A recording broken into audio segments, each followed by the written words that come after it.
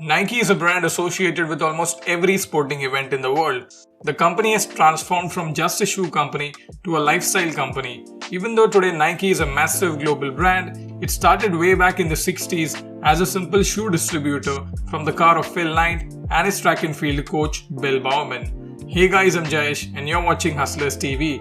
In this video, we will see the story of Phil Knight and how he built Nike.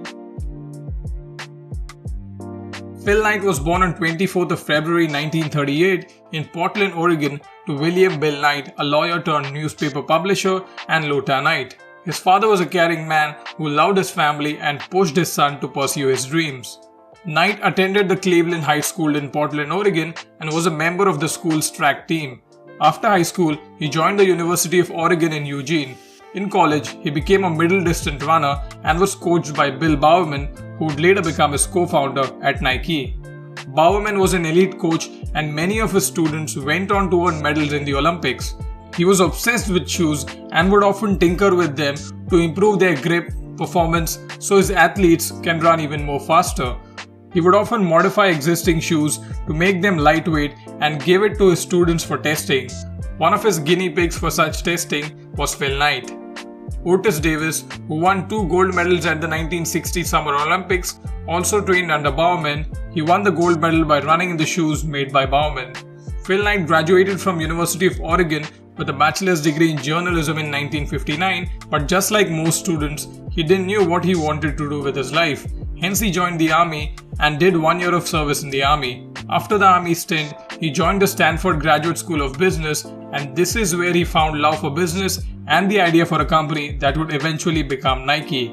For one of his class at Stanford, he wrote a paper theorizing how Japanese cameras had replaced the dominant German cameras in the American market, and he wondered whether Japanese shoes could do the same to Puma and Adidas, both German companies, which were at that time extremely popular in America.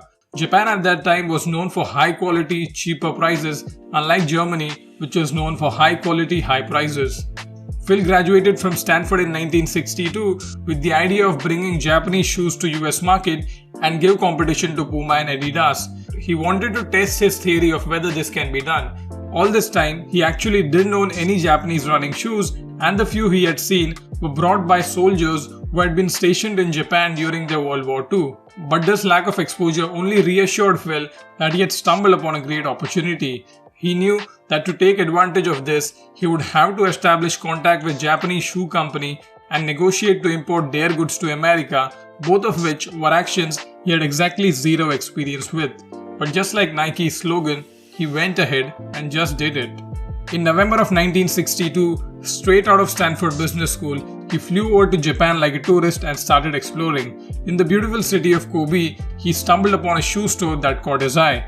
It belonged to a company called Onitsuka Tiger, and the shoes they made for their time were very high quality.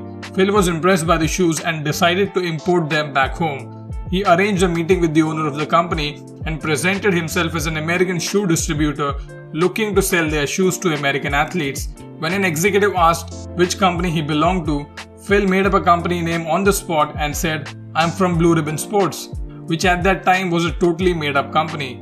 He asked for the rights to become Onitsuka's exclusive distributor in America, and to his surprise, the owner accepted the proposal and he became the exclusive distributor of Onitsuka Tiger in America, all because of his confidence. The first Tiger samples would take more than a year to be shipped to Knight. During that time, he found a job as an accountant in Portland. When Knight finally received the shoe samples, he mailed 2 pairs to Bowerman at the University of Oregon, hoping to gain both a sale and an influential endorsement. To Knight's surprise, Bowerman not only ordered the Tiger shoes, but also offered to become a partner with Knight and provide product design ideas. The two men agreed to a partnership by handshake on January 1964, and Blue Ribbon Sports was incorporated. The company eventually became Nike. Each of them invested $500 and ordered their first lot of 300 pairs of shoes at $3.33 a pair. The shipment came through in April 1964, and Phil sold the shoes out of the trunk of his green Plymouth Valiant, while Bowerman began ripping apart Tiger shoes to see how he could make them lighter and better. The first shipment got sold in few months, and they ordered new ones which flew quicker than they arrived. And by the end of the first year, BRS sold $8,000 worth of shoes. Up until this point, both Bowerman and Knight each had full-time jobs. Bowerman at University of Oregon and Knight at a Portland accounting firm. So they needed someone to manage their growing requirements of the Blue Ribbon Sports. Hence in 1965, they hired Jeff Johnson, a runner whom Knight had met at Stanford, as their first employee of Blue Ribbon Sports. By 1965, BRS revenue increased to $20,000 and pretty soon they opened their very own store in Santa Monica. While Phil was handling the business side of operation, the actual innovation was coming from Bowerman.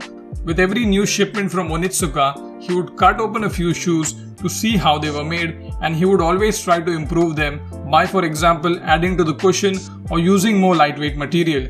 He would constantly send his notes to Japan requesting changes, thus improving their shoes.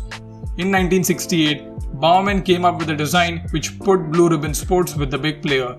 The shoe was called Cortez and it became one of the best-selling shoes in 1968, undoubtedly thanks to the 1968 Olympics held in Mexico. Thanks to Cortez, BRS sold over $300,000 worth of shoes in 1969. Even though the sales and growth was good for Blue Ribbon Sports, their relationship with Onitsuka Tiger became sour on both sides. There were multiple reasons for this. One was the Cortez was so successful that they couldn't keep up with the demand. Every new shipment they received sold out faster than the one before, but Onitsuka kept sending them at the same pace.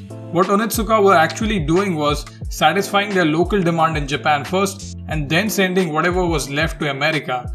Another problem was that Onitsuka was seeking a way out of its exclusivity deal with Blue Ribbon Sport and was looking for more partners in the United States.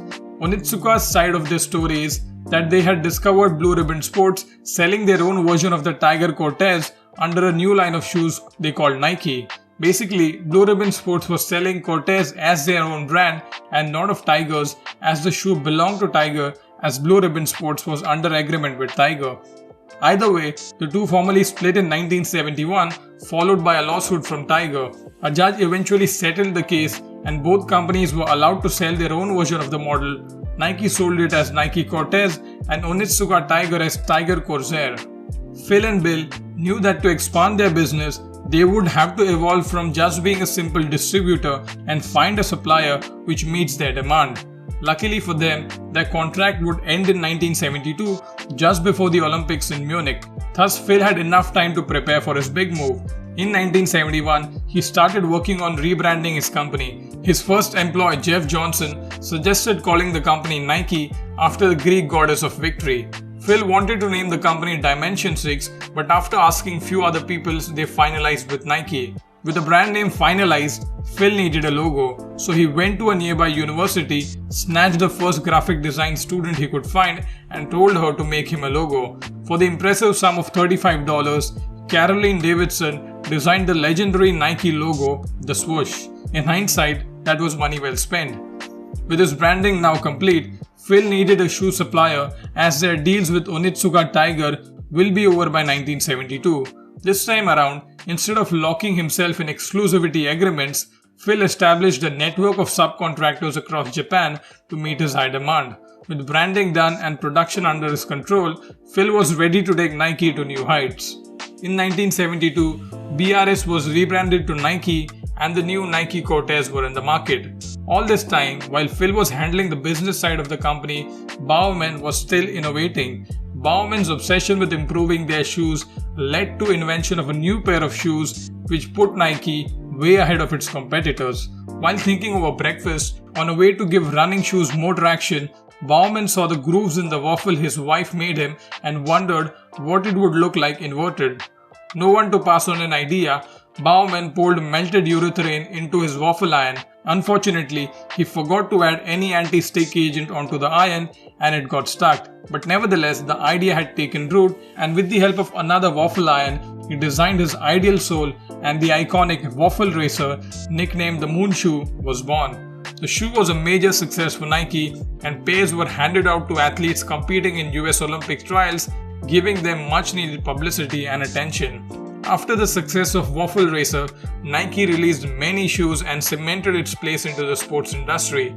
By the end of 1980, Nike completed its IPO and became a publicly traded company. which immediately made Phil Knight a millionaire with shares worth over $178 million. After the IPO, Nike didn't look back and dominated the sports industry like no other company. Nike launched several clever ad campaigns, most famously the 1988 Just Do It ad campaign, apparently inspired by the last word of American murderer Gary Gilmore before the firing squad, "Let's do it." They also launched revolutionary products like the Nike Air Max shoe in 1987, which became the first shoe with a visible air pocket.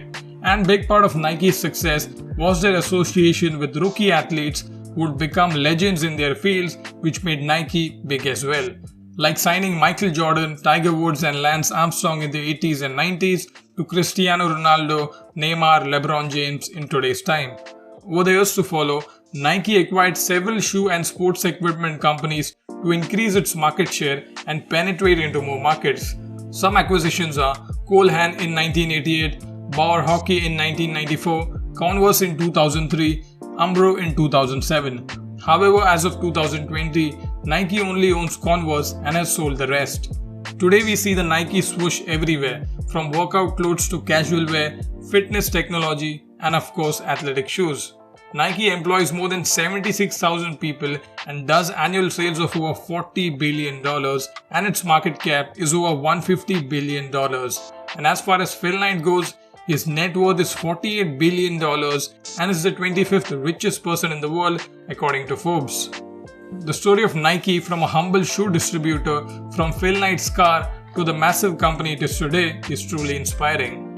Apart from this, I wanted to cover many things about Nike, like their advertising campaign using rookie athletes to grow their brand, their competition with Adidas Puma, their growth over the years in terms of numbers, and several other things, but I couldn't cover everything without keeping this video short.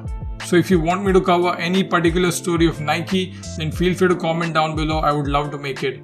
If you like this video, then please give it a thumbs up. If you're new here, then please consider subscribing our channel and do watch out other videos. Thank you for watching. See you in the next video. Bye.